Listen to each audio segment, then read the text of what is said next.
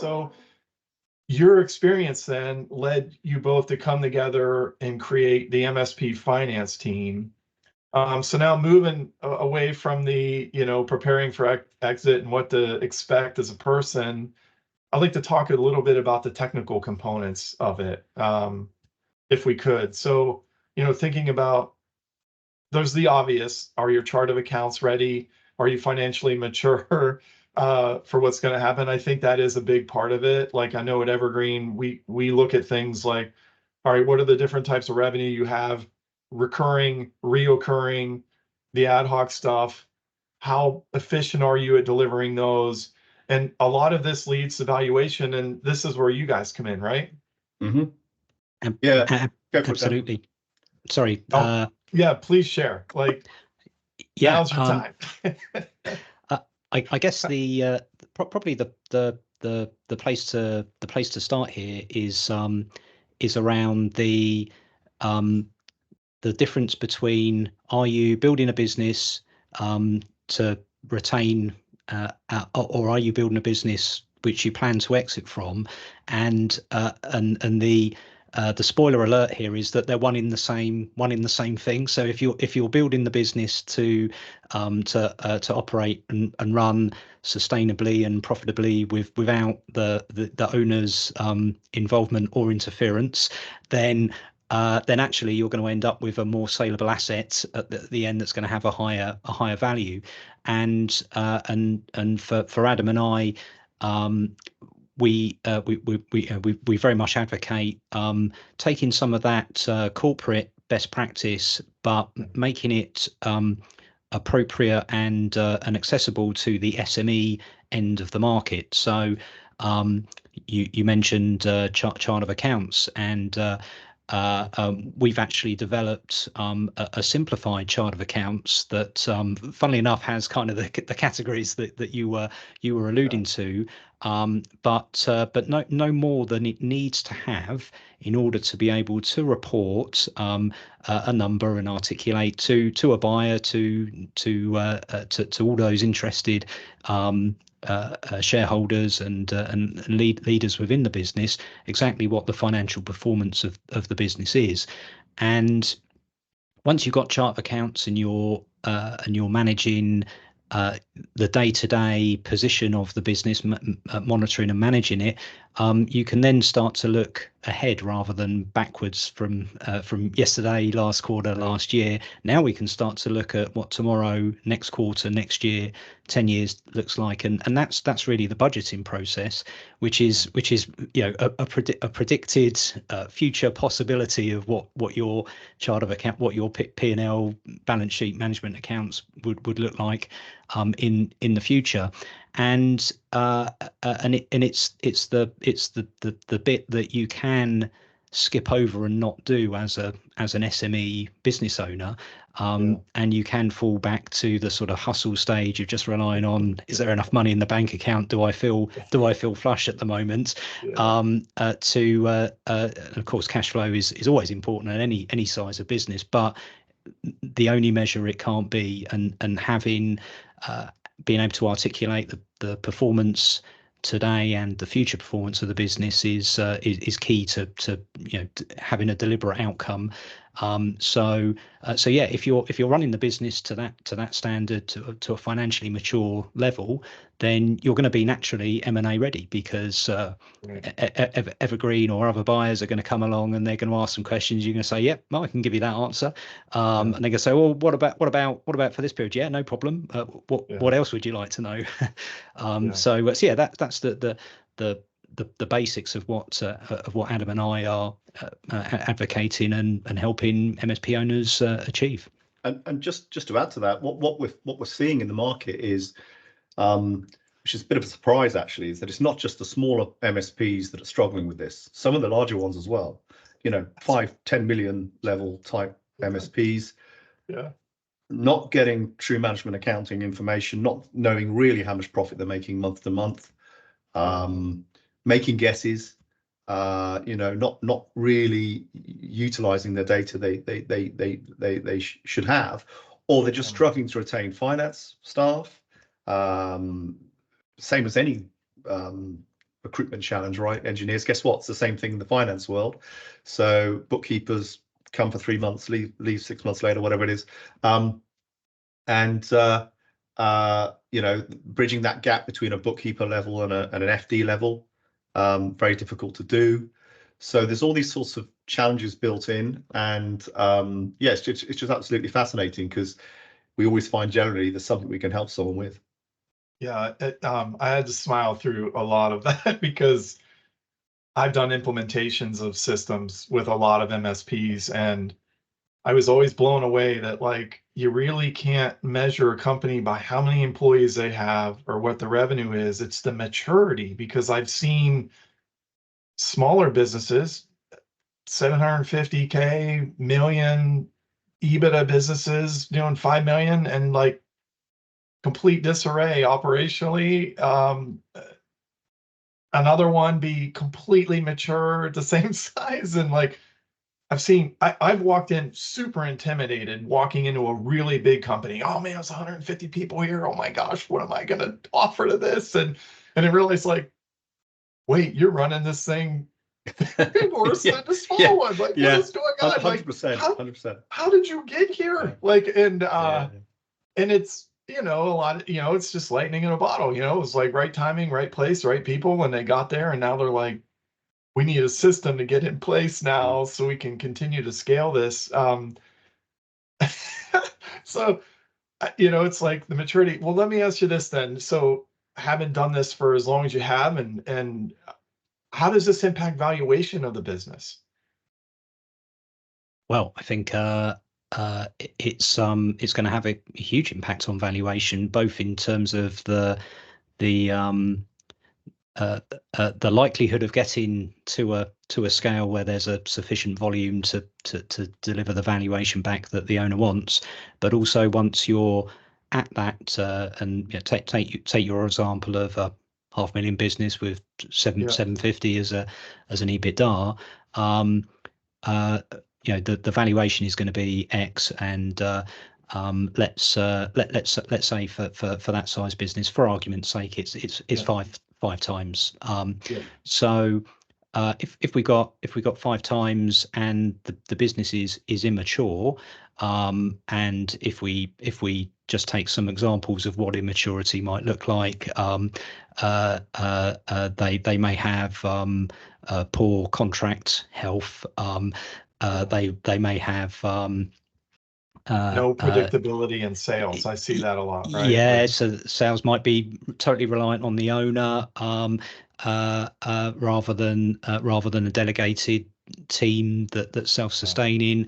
Yeah, a whole raft of things, which is then going to mean the buyer is going to be less. They may still value it at 5 times, but they're like, actually, the whole deal structure has got to be different now, because this is not going to be 90% of the money on completion, because all of this business could fall apart next quarter. So yeah, we'll still be at 5 times, but it's going to take us 3 years to get to that point. And so yeah, valuation sure will go up, and in our experience of the marketplace, the more mature business will generally achieve a higher multiple. Even if financially the numbers are the same, if it's more mature. Okay. Yeah. Okay. Yeah.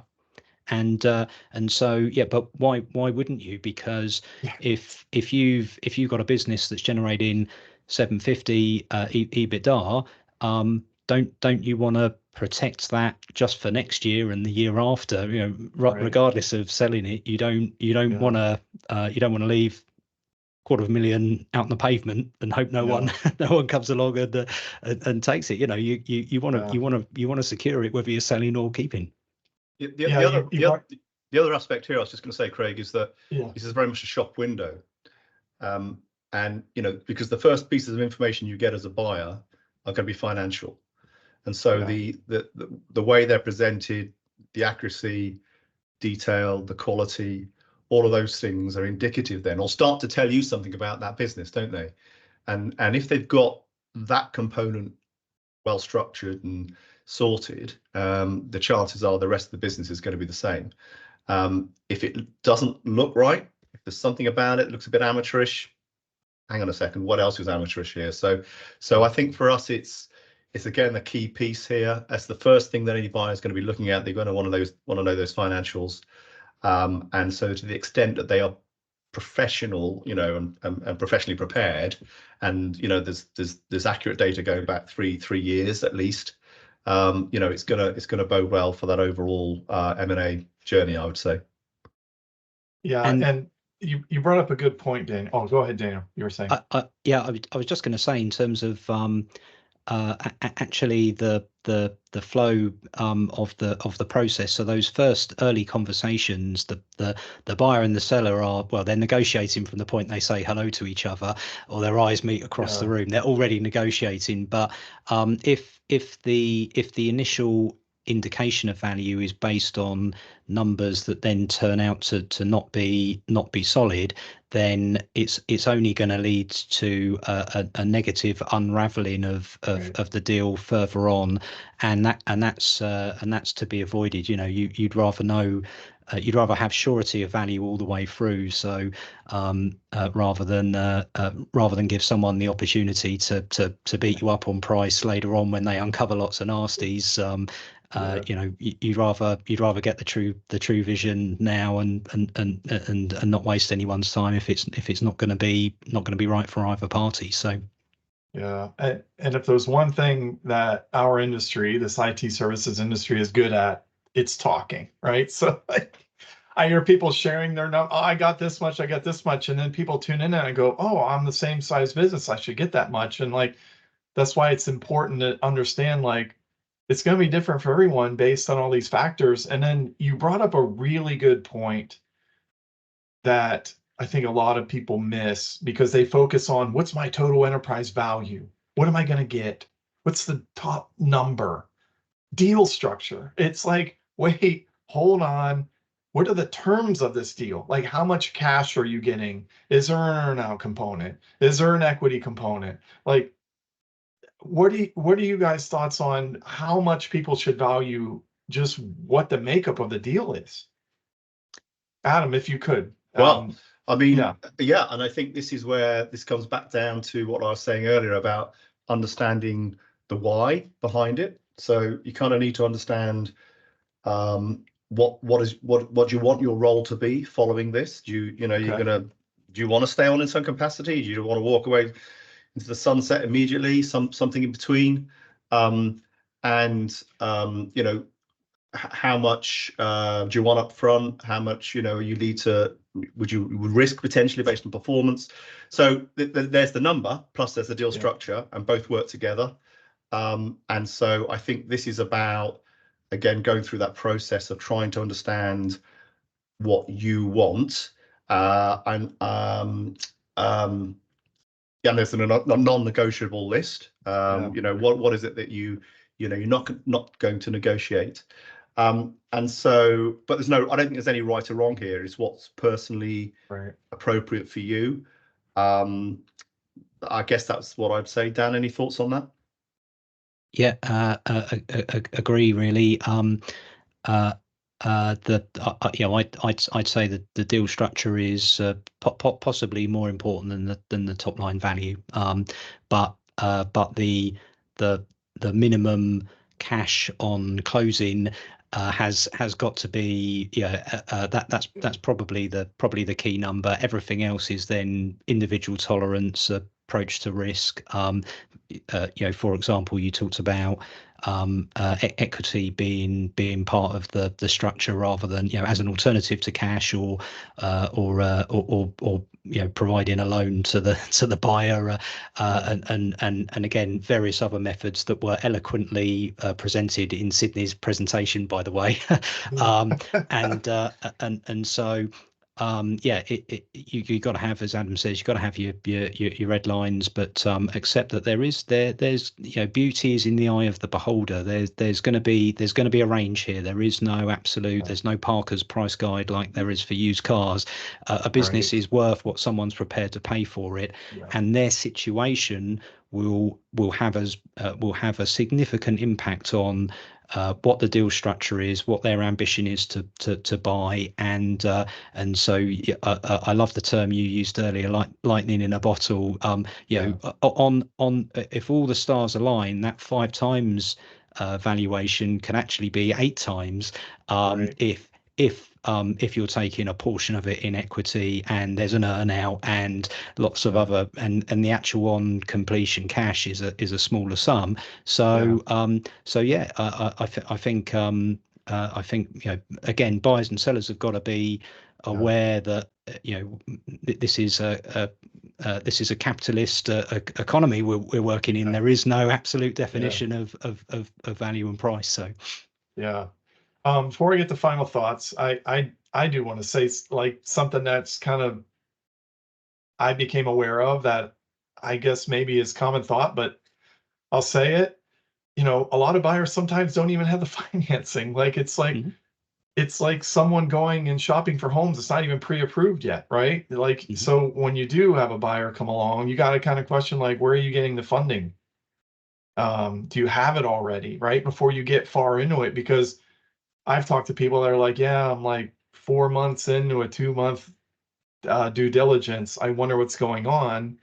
And a lot of times it turns out the buyer was out there trying to get the financing to make the deal happen. And so as we're talking about the deal, that's also something to pay attention to as well as understanding who the buyer is. So, gentlemen, it's been a pleasure having you. It's so much great information to share. Like you said, we could probably sit here and talk and talk and talk, but I would like to just get your closing thoughts. I don't think I've got What should someone do? You caught me completely by surprise, Craig, there with closing thoughts. Well, do you know what I was thinking, actually? I was thinking, what a nice guy you are. Where do you live? Do you live somewhere in Florida? Because, maybe next time I go over there, we'll meet up for a pint or something. I guess that's what my closing thoughts are, actually. Let's do it. Yeah, if you're ever in the Tampa Bay area. Tampa Bay, perfect. I love to host people here. I consider myself a historian of the area, and whenever people come here, I give them a little tour. This was the first airport. We'd love to have you. Daniel, do you have anything? I guess this would be the time for us to shoehorn in a shameless plug. But I think I would make that plug just an open offer that Adam and I we really enjoyed just chatting with people in the space, and sometimes there's no absolute opportunity for us to work together now. Perhaps there might be in the future.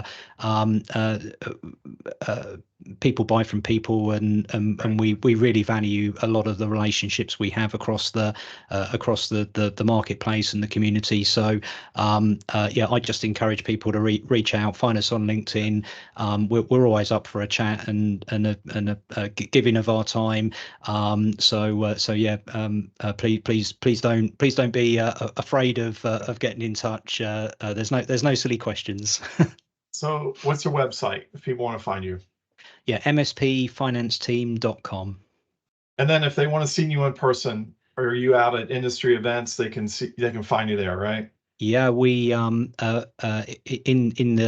UK centric currently, although have been known to travel abroad. We support the CompTIA community, so there's normally 3 or 4 opportunities a year to meet at a CompTIA event. Adam is an IT Evolve alumni, I think is the right phrase. So Adam's often at